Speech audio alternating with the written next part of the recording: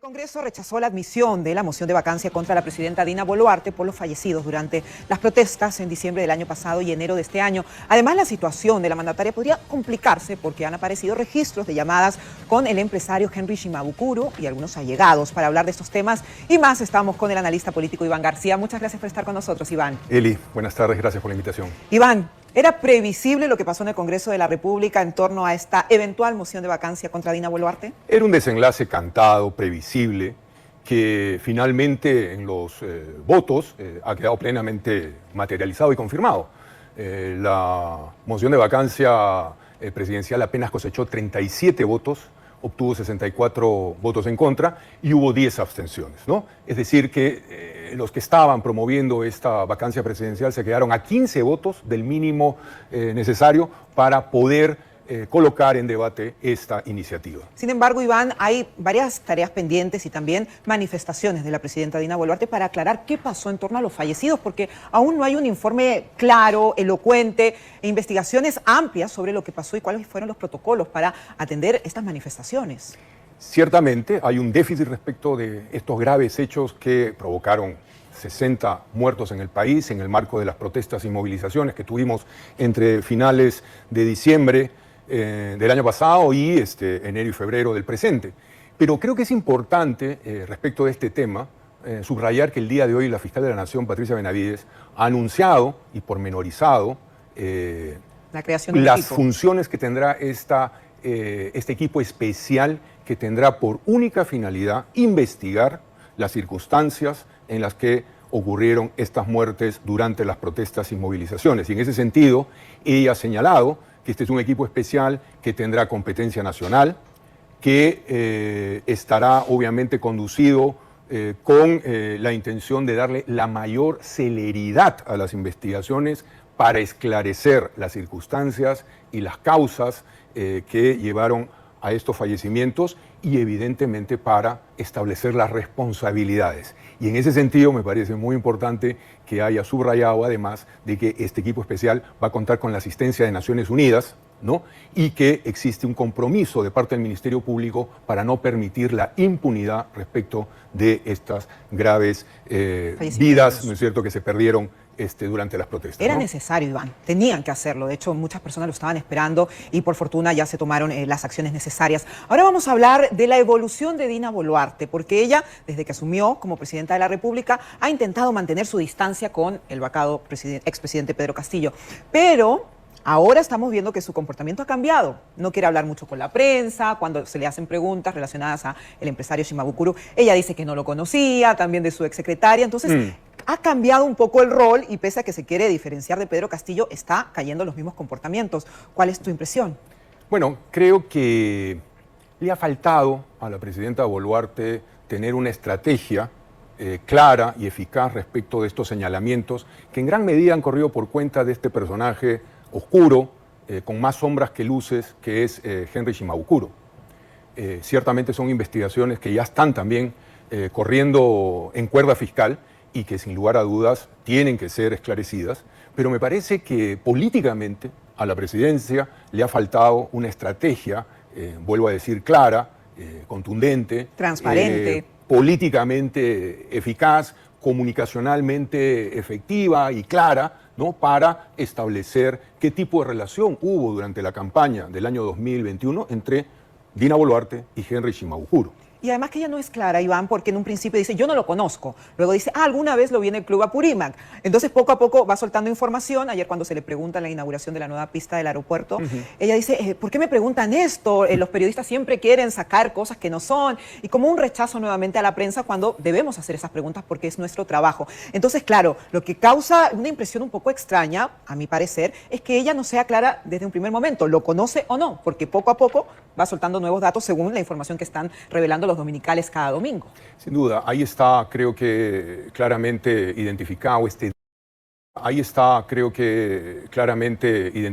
este déficit de transparencia y de comunicación eficaz y estratégica que creo que le ha faltado respecto de este caso a Dina Boluarte y a su gabinete de asesores con relación a todos estos señalamientos que el señor Shimabukuro viene haciendo desde hace varias semanas.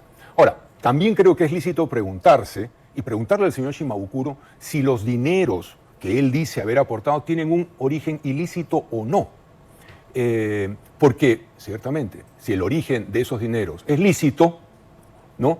Evidentemente tendrá que establecerse algún otro tipo de eventual responsabilidad, pero será de carácter administrativo ante los organismos electorales. Ahora, si el señor Shimabukuro dice que esos dineros o fondos tienen origen ilícito, evidentemente él sería responsable, ¿no?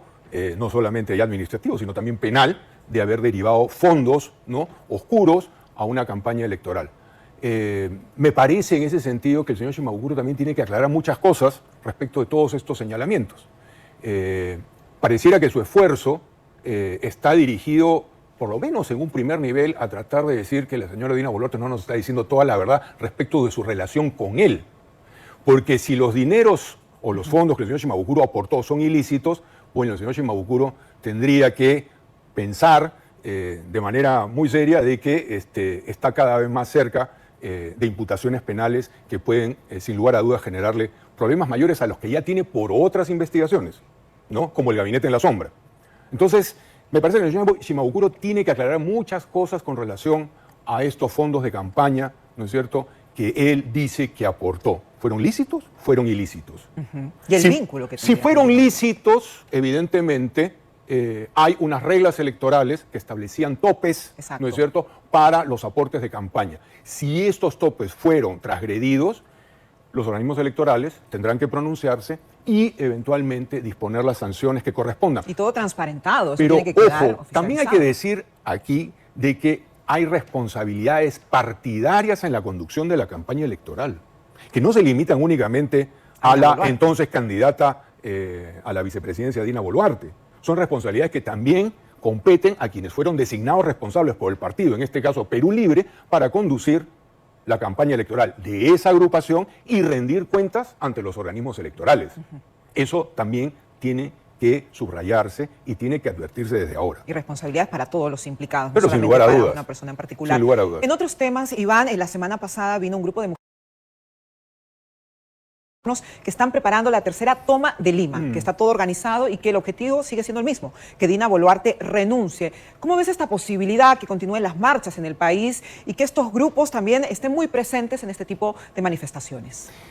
Pues, a ver, creo que en esta coyuntura, en estas circunstancias, con un, digamos, clima inclemente, una coyuntura climática muy complicada que ya está causando estragos, la ola o la fuerza, ¿no es cierto?, que vimos en las movilizaciones y protestas de los meses iniciales del año ha entrado en una suerte de pausa o está entre paréntesis.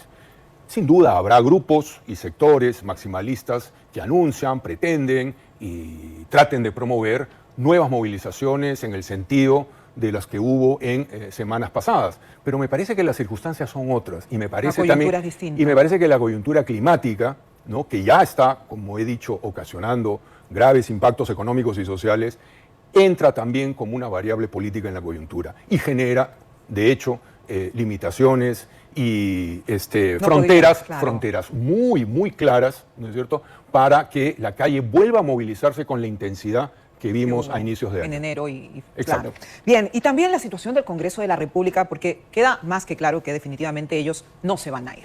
Y hemos reportado aquí en Panorama, en varios programas periodísticos del canal, estos excesos, el buffet, las alfombras, los iPhone y bueno, tantos lujos que ellos pretenden o quieren, digamos, tener, olvidándose de la realidad del país y de todas las necesidades urgentes, el policlínico también de un valor bastante considerable para los trabajadores. Y bueno, son cosas que causan rechazo, indignación, la población está muy decepcionada de las autoridades y queda más que claro que no se van a ir, pese a que puedan haber algunas marchas. ¿Cuál es tu sensación respecto a eso? Bueno, me parece que el tema del adelanto de elecciones también ha entrado a una pausa, está entre paréntesis, y muy posiblemente de mantenerse estas circunstancias vaya camino de ser una nota a pie de página de la historia política de estos tiempos.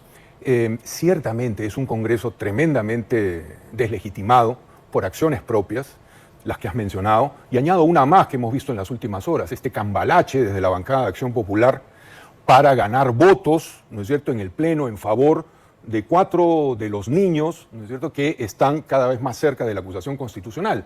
Entonces, son todas estas conductas desde distintas bancadas las que generan rechazo y evidentemente un profundo desapego de la ciudadanía frente al Congreso y a los representantes de las distintas agrupaciones que tienen hoy por hoy ahí un escaño, ¿no? Entonces, creo de que no hay visos de que vayamos a tener un giro dramático de cara a un Congreso más eficiente, más transparente, más responsable. Más activo más también. activo, más coherente, más transparente y eficaz, Sí, ¿no es y cierto?, lo en peor su de tarea todo, Iván, es legislativa. que nos hemos conformado con lo que hay, y lo que hay no es lo más, digamos, importante o pertinente o necesario bajo la coyuntura que estamos pasando. Brevemente, en todos los casos de violencia contra la mujer no hemos visto a ninguna congresista pronunciarse, los asesinatos, los feminicidios, y hay un número considerable de ellas y no han tenido ni una palabra respecto al mal que están padeciendo las mujeres en todo el país.